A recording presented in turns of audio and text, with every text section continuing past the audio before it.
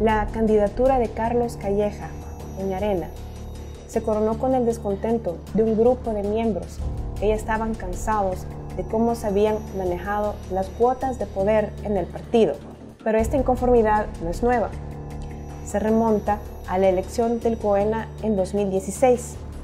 La diferencia es que ahora esta inconformidad es más evidente, se ha hecho pública por parte de estos miembros y puede afectar el voto duro de Arena en las elecciones presidenciales de 2019. Para saber más sobre esta investigación y las que se han hecho sobre los otros candidatos presidenciales, visita la plataforma digital focostv.com/laberinto.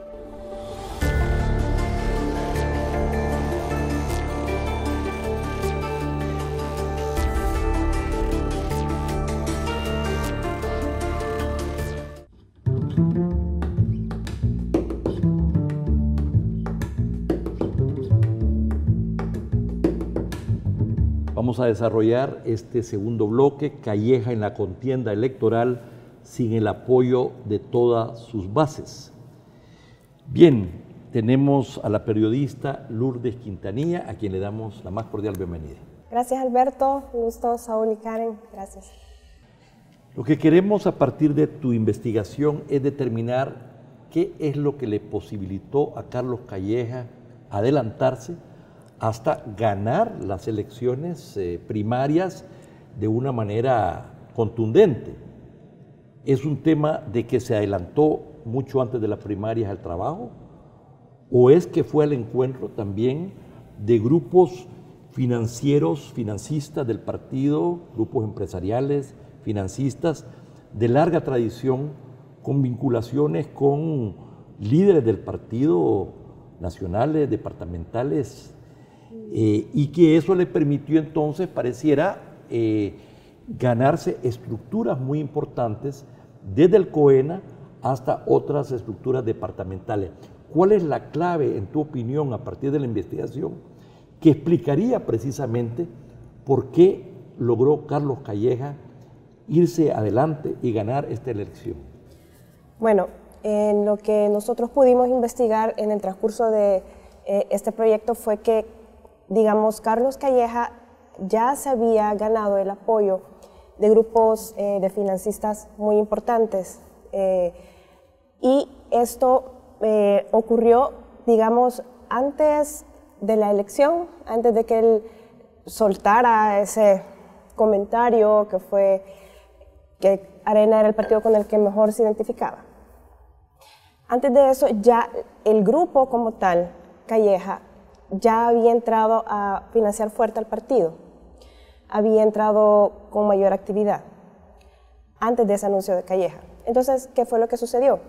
Él aprovechó la situación que tenía de simpatía dentro del partido y empezó a promover más su imagen al interior del partido, y también pues, fue bastante evidente cómo empezó a moverse su imagen por encima de otros empresarios en los medios de comunicación. Lourdes, solo te quiero pedir que hagamos una precisión. Cuando decís muy bien, él ya se había ganado el apoyo antes de que hiciera el anuncio público de que simpatizaba con el partido y que buscaría la candidatura. Cuando decís antes, ¿de cuánto tiempo antes estamos hablando? Según las personas que accedieron a entrevistar, darle la entrevista a Focus, esto sucede prácticamente desde la elección del COENA. Ahí es cuando ya no se puede disimular, que estaban buscando, que ya se estaban separando los grupos. Estamos hablando de 2016. Exactamente. Y es cuando podemos ver también que va incrementando el aporte de esos financistas en la lista que tiene Acción Ciudadana y que también está en el Ministerio de Hacienda. Fueron aumentando los apoyos. Y eso fue construyendo y facilitando el camino del ascenso de este empresario. Lourdes, hay un elemento interesante en la descripción que acabas de hacer, porque decís, mucho antes nos referimos al proceso de elección interna del COENA, cuando se elige a Mauricio Interiano como presidente del Instituto Político. En ese momento también hay una división respecto al grupo que apoyaba a Edwin Zamora para que fuera presidente del COENA. A nivel de los financistas también podemos ver que la distribución, tenés elementos dentro de esto para poder decir que los mismos equipos financistas que apoyaron la candidatura de Zamora o la de Interiano también se vuelven a dividir para apoyar a Calleja o a un Javier Simán? ¿Identificás como sectores, personas vinculadas a eso también? Sí, solo que antes de profundizar en lo que me has preguntado, quería terminar de aclarar algo que también me planteó Alberto, y es que cuando existe este tipo de divisiones o que grupos de financistas, o por lo menos con peso histórico, empiezan a tratar de mover su influencia, eso va bajando a diferentes niveles dentro de la estructura, es decir, de la organización del partido. Así, por eso es que algunos miembros de Arena lo llaman como que son pequeños feudos, porque sí van bajando, bueno, vos ayúdame con esto, ayúdame a promoverlo, ayúdame a afiliar, llámame a esta gente, etc. Entonces, como está arriba es también como se está reflejando en los otros niveles. Con lo que estaba comentando Saúl, en el COENA del 2016 fue relativamente escaso el margen con el que ganó Zamora. ¿Qué fue lo que pasó ahí? Desde esa elección ya estos grupos, digamos, Edwin Zamora representa un grupo de areneros que estaban muy interesados en cambiar cómo se reparte, cómo se expresa el poder adentro de Arena.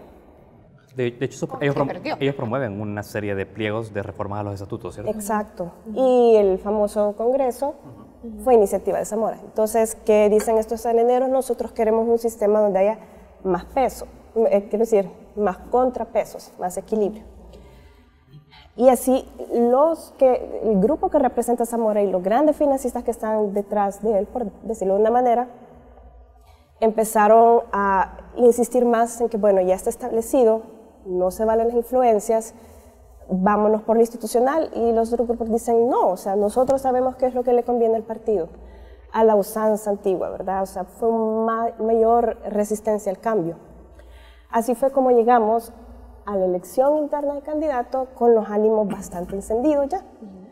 Y Carlos hace el intento de mostrar un discurso más unificado, siempre hablan mis colegas, no sé qué, cuando están en debates y todo eso.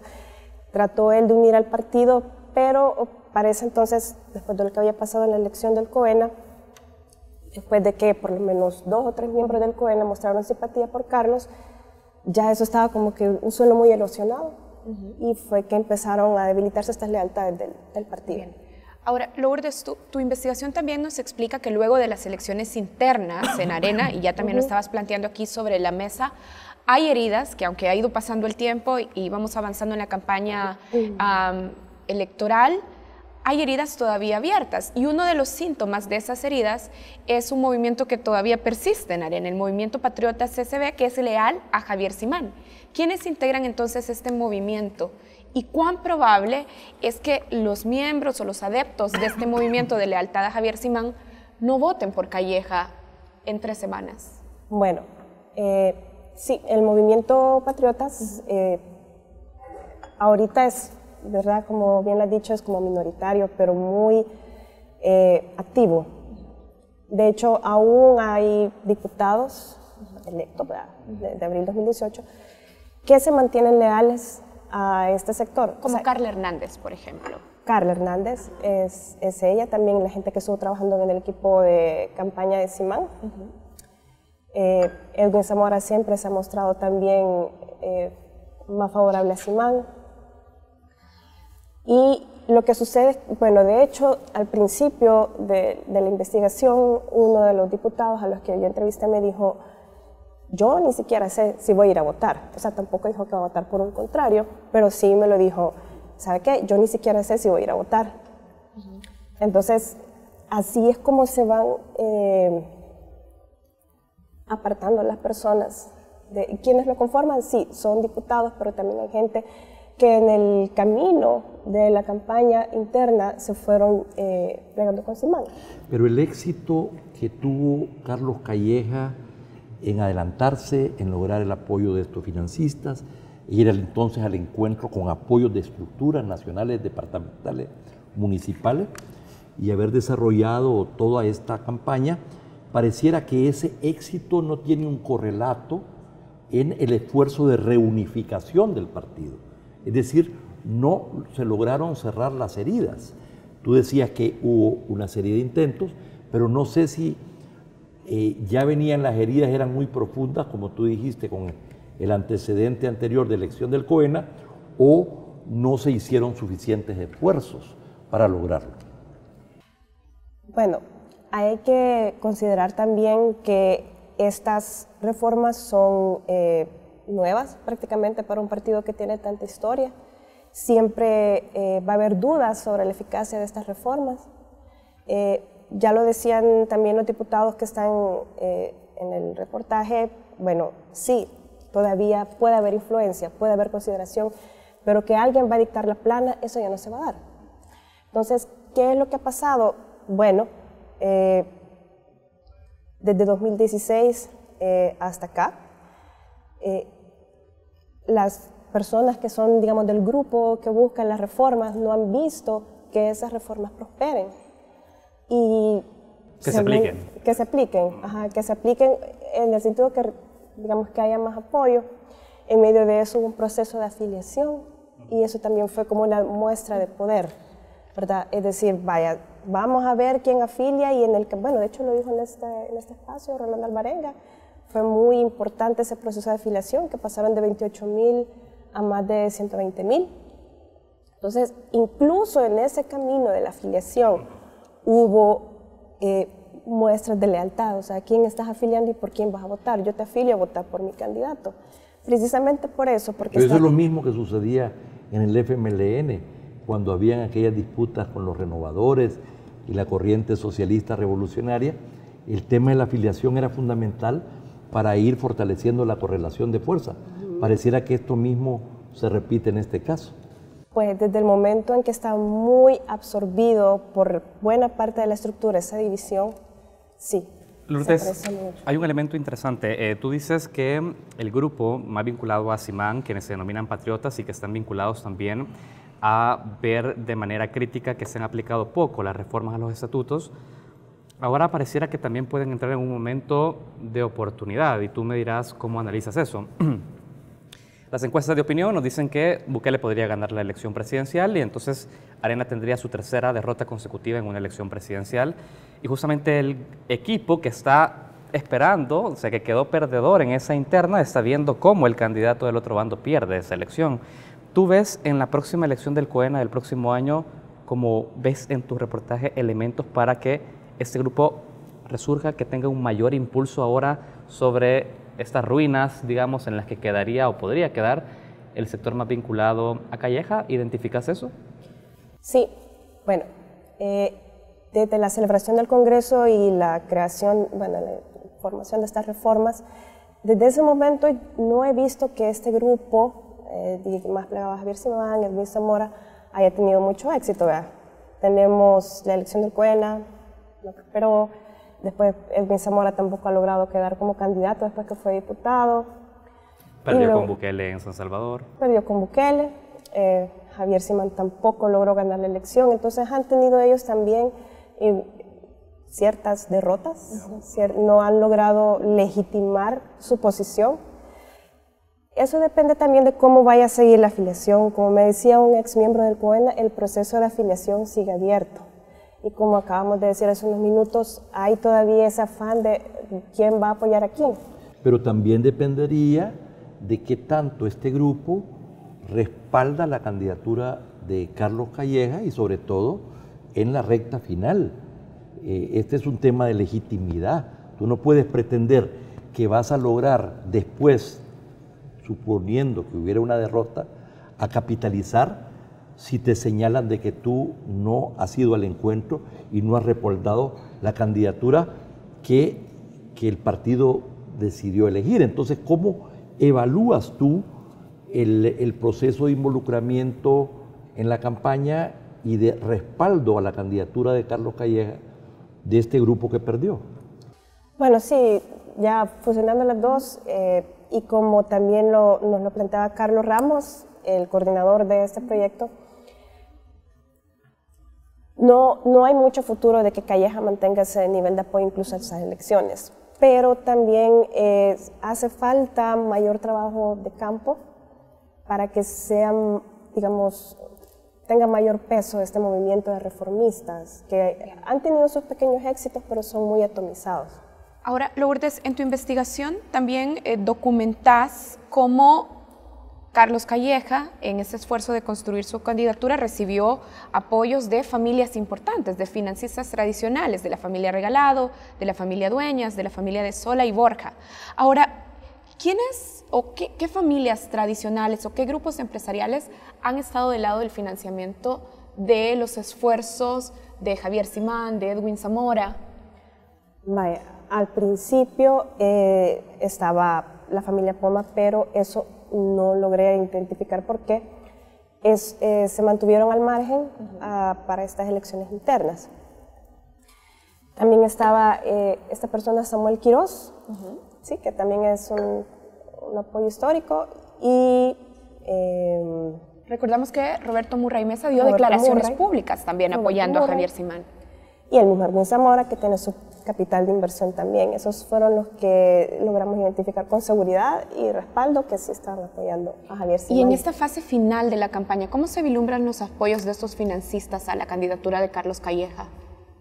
Hubo un porcentaje minoritario que no apoyó, por lo menos hasta diciembre de 2017. Con la promesa, diciembre de 2018. Perdón, 2017. Ajá. Pero con la promesa de que se iban a incorporar en enero. Hay que ver cuando salgan nuevas encuestas o un nuevo informe, si eso realmente se cumplió. Este es un punto muy interesante que toca porque estábamos acostumbrados a ver unas campañas millonarias y esta campaña como que ha sido mucho más pobre, yo diría que para todos, pero se dice también que efectivamente antes había el G20, se reunían y tomaban decisiones y como que iban a las campañas más unificados con apuestas, pero parece ser que ahora el financiamiento ha recaído en un grupo más pequeño, ¿verdad? Y que no lograron, que ha tenido aparentemente que poner más recursos, porque una buena parte de los tradicionales donantes pareciera que hasta ahora no se han metido a financiar. ¿Es esto cierto? Sí, solo que en el caso del G20 el deterioro el deterioro sí comenzó más con Saca. Ahí empezaron más divisiones, con lo que pasó con Tony Saca, que se dividió también el partido. Ahora el G20, ahora está en G10, G5, son muy pocas las personas que mantienen esa unidad granítica y efectivamente eso se ha reflejado en la campaña. Lourdes, para ir cerrando también con este bloque de tu participación, tú mencionaste algo importante, mencionaste cómo el Grupo Calleja comienza a ganar terreno dentro de los principales financistas, al menos dentro de la contabilidad pública y que conocemos por organizaciones como Acción Ciudadana. En tu reporteo también identificaste algún tipo de descontento de algunas fuentes en señalar este dinero que comenzó a intervenir de manera mucho más agresiva dentro del financiamiento del partido, terminó por balancear a favor de Calleja todo el resto de apoyos y lo que tú mismo decías, la estructura hacia abajo del partido. ¿Hay algún reclamo respecto a la participación del grupo en decir, aquí está mi candidato, aquí está mi dinero? De una manera tan explícita no fue así, sino que se fue trabajando con la estructura, precisamente. Es decir, buscando lealtad dentro de la estructura. Y tal vez una última pregunta que se deriva de esto. Para un partido tan vinculado, dijéramos, a sectores empresariales, pero ciertamente a grandes sectores empresariales, es que es necesario que se reunifique el gran capital para reunificar Arena. Creo que habría que ceder de ambas partes, pero eso ellos lo sabrán. Se viene una nueva elección del COENA y recordemos que para esta campaña no fue precisamente el COENA Unido el que participó. También hubo inversión para la campaña. Perfecto. Con esto entonces cerramos este bloque de entrevista. Recordemos que también tu investigación la pueden encontrar en sitio web. En Focus, focustv.com, Pleca Laberinto, ahí están las investigaciones de mis compañeros también. Buenísimo. Muchísimas gracias. Bueno, hacemos una pausa, ya regresamos hablando sobre este proyecto de periodismo de investigación de Focus Laberinto.